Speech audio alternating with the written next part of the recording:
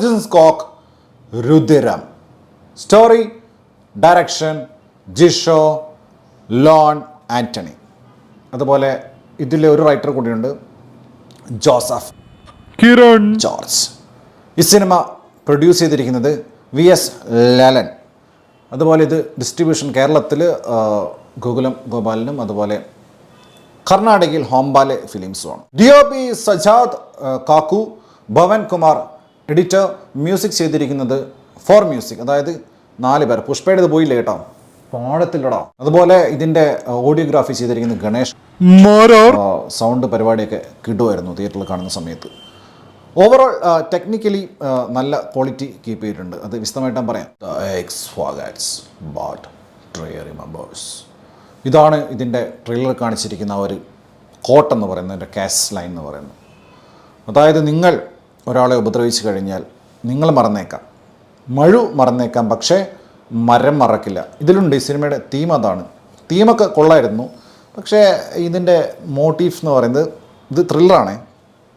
ഈ ത്രില്ലറാകുന്ന സമയത്ത് കാണുമല്ലോ, ക്രൈം ചെയ്യുന്ന ആൾ കാണുമല്ലോ. അപ്പോൾ സ്വാഭാവികമായിട്ടും ക്രൈമിൻ്റെ പിറകിലെ മോട്ടീഫ് എന്ന് പറയുന്നത് വളരെ ക്ലീഷേഡായിട്ടുള്ള മോട്ടീഫാണ്.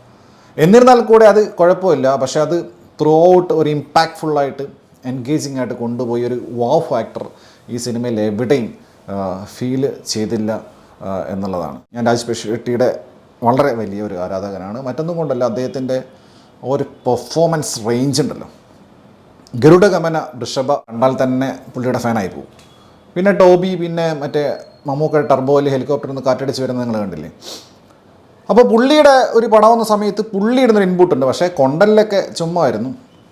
പക്ഷേ ഈ പടത്തിൽ പുള്ളി ത്രൂ ഔട്ട് ഉള്ള വേഷമാണ്.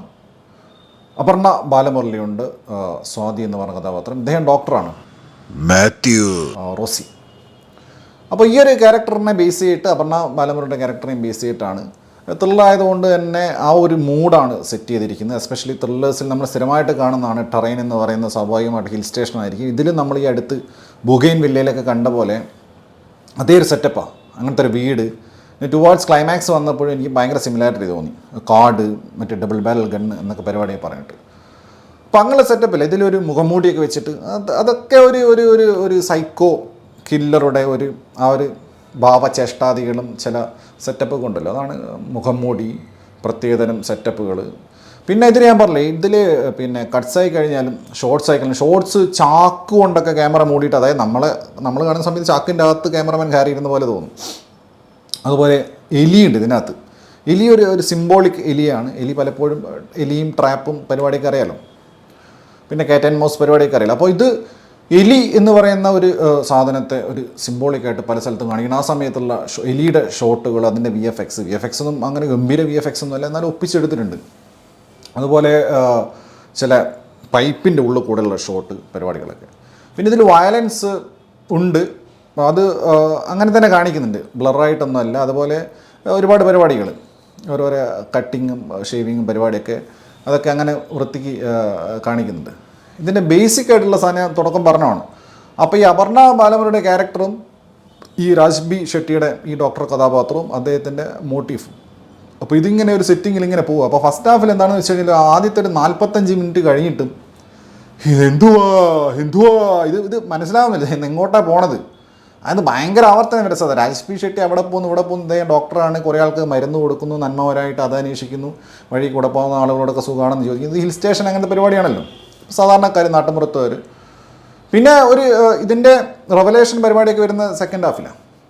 അപ്പോൾ ഫസ്റ്റ് ഹാഫ് ഇങ്ങനെ പോയി ഇൻ്റർവെല്ലിനോട് അടുപ്പിച്ചാണ് കുറച്ച് പടത്തിൻ്റെ സാധനം വരുന്നത്. സിനിമയുടെ തുടക്കം തന്നെ ഒരു ഇംഗ്ലീഷ് സോങ് ഉണ്ട്.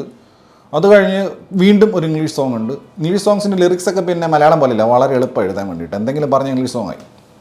ലൈഫ്, സോള് എന്നൊക്കെ പറഞ്ഞ ഇംഗ്ലീഷ് സോങ്ങായി. മെമ്മറി. അപ്പോൾ ഇത് എന്താ സംഭവം എന്ന് വെച്ച് കഴിഞ്ഞാൽ ഒരു ഇൻ്റർനാഷണൽ ഫീൽ, ഒരു ആംബിയൻസ് തുടക്കം പോലെ ക്രിയേറ്റ് ചെയ്ത് വരുന്നുണ്ട്. പിന്നെ ഇതിൻ്റെ ഇൻറ്റീരിയേഴ്സ് എല്ലാം തന്നെ സെറ്റിട്ടിരിക്കുന്ന പരിപാടികളൊക്കെ ആയി കഴിഞ്ഞാൽ തന്നെ ഒരു ഇംഗ്ലീഷ്, കൊറിയൻ, ജപ്പാൻ മാതൃക ആ ഒരു പരിപാടിയാണ്.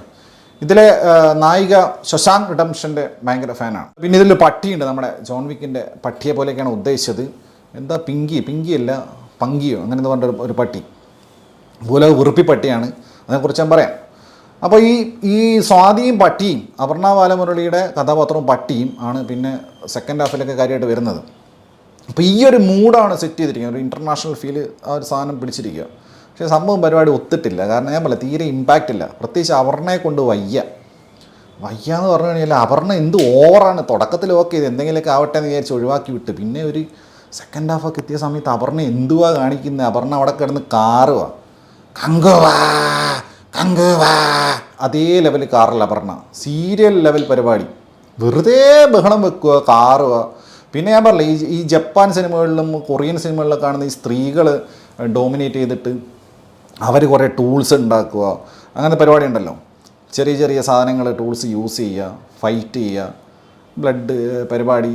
പക്ഷെ ഇതൊന്നും ഒത്തില്ല. കങ്കുവേൻ്റെ ഒരു തിയേറ്റർ റിവ്യൂവിൽ ഒരാൾ പറയണ്ടായിരുന്നു, അവൻ എൻ്റെ കൈ കിട്ടി, അവനെ ഞാൻ മറ്റേ റെഡിൻ കിങ്സ്ലീനെ പറയണു.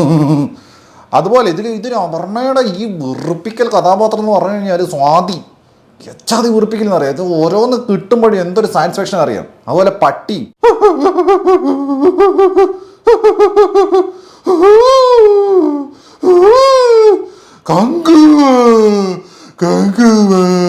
ഇത് തന്നെ. ഇതിൽ ഞാൻ ആദ്യം കേൾപ്പിച്ച അപർണ ഉണ്ടാക്കുന്ന ശബ്ദങ്ങളാണ്. ഇതിൽ വേറൊരു ഏറി മറ്റേ സൗണ്ട് കേൾപ്പിച്ചിട്ട് ആൾക്കാരെ ടോർച്ചർ ചെയ്യുന്നത്. ഇതിൽ കുറേ ടോർച്ചേഴ്സ് കാണിക്കുന്നുണ്ട്. അതൊന്നും പുതുമയുള്ള ടോർച്ചേഴ്സ് എന്നല്ല, നമ്മൾ പല സിനിമകളും കണ്ടിട്ടുള്ളതാണ്. എന്നാലും പലതരം ടോർച്ചേഴ്സ് ഉണ്ട്. അപ്പോൾ ഇതിൽ ഞാൻ വിചാരിക്കും കങ്കുവേൻ്റെ പിന്നെ ഇതങ്ങ് വെച്ചു കൊടുത്താൽ മതിയായിരുന്നു. കങ്കുവയുടെ OTT അങ്ങ് വെച്ചു കൊടുത്താൽ മതിയായിരുന്നു. എന്നാൽ അതിലും വലിയ ഏറി ടോർച്ചറിങ് വേറെ ഇല്ല. ചെവി അടിച്ചിട്ട് ഒന്നും ഇല്ലാണ്ടായി പോകും, അങ്ങനത്തെ പരിപാടിയാണ്. പിന്നെ ഞാൻ പറഞ്ഞില്ല, ഈ ജപ്പാൻ കൊറിയൻ പരിപാടി പിടിച്ചിട്ട് ഇവർ അമ്പും വില്ലും ഒക്കെ പിടിച്ച് കളിക്കുന്നു. മറ്റേ എന്താ ചതിയൻ ചന്തു, ചതിക്കാത്ത ചന്തു, അല്ല ഇടിയൻ ചന്തു. ആ സിനിമയിൽ എന്തോ അമ്പും വില്ലൊക്കെ എടുത്ത് കാണിച്ചു. അതുപോലെ ഇതിന് അമ്പും വില്ലൊക്കെ എടുത്ത് കാണിക്കുന്നു.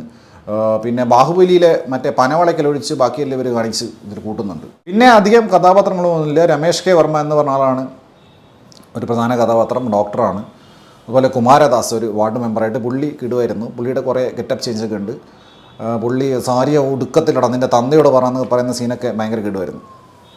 പിന്നെ വേറെ ഒരു കുറച്ചൊരു എക്സെൻട്രിക് ആയിട്ടുള്ള ഒരാളായിട്ട് ബാബു എന്ന് പറയുന്ന ഒരാൾ അഭിനയിച്ചിട്ടുണ്ട്. അപ്പോൾ ഇവരൊക്കെയാണ്. എസ് എ ഹോൾ വളരെ ക്ലീഷേ മോട്ടീവ്സ് ഉള്ള, വളരെ ക്ലീഷേ മോഡസ് ഓപ്പറാൻഡി ഉള്ള, വളരെ ലോജിക്കൽ എറേഴ്സ് ഉള്ള, ലൂസൻസ് ഉള്ള, അറ്റ് ദ സെയിം ടൈം നല്ല ടെക്നിക്കൽ ക്വാളിറ്റിയുള്ള പർട്ടിക്കുലർലി രാജ്ബി ഷെട്ടിയുടെ പെർഫോമൻസ് ഉള്ള ഒരു സിനിമ. That's Rudram for me.